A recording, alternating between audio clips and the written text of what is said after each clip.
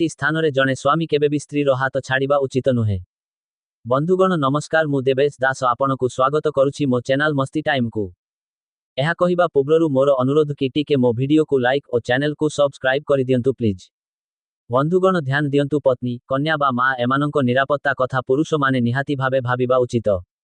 एहा तांकर कर्तव्य होइथाए। जने पुरुषर मा भौणी हेउ किंबा स्त्री एमानंको कथा सेही पुरुषंकु ही ध्यान रखिबाकु पड़िथाए। तेबे बंधुगण पुरुषर एही भावना चिंता को नहीं तीनिटी विशेष जागा कथा आचार्य चाणक्य कहि अछंती। जेउ तीनिटी स्थान रे निजर माता भौणी और स्त्री अंकु छाड़िबा उचित नुहे।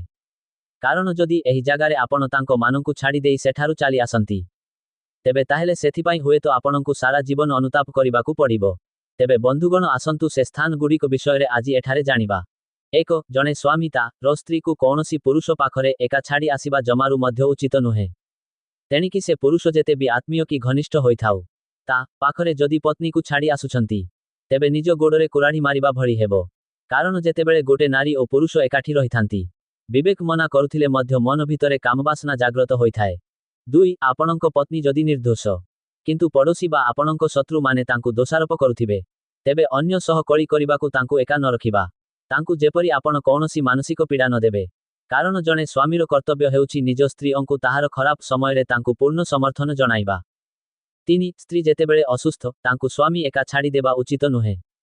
कारण जने स्वामी जेमिति ता स्त्री पाखरु शांति, माया, स्नेह, सेवा आशा करिथाए। स्त्री क्षेत्र रे मध्य ताहा प्रयुज्य। तेणु स्त्री असुस्थ हेले ताहार सेवा करिबा स्वामीर मध्य कर्तव्य। तेबे बंधुगण एही तीनिटी क्षेत्र रे पुरुष निज स्त्री को छाड़ी सेठारु चाली आसिबा जमारु मध्य उचित होई नथाए। आशा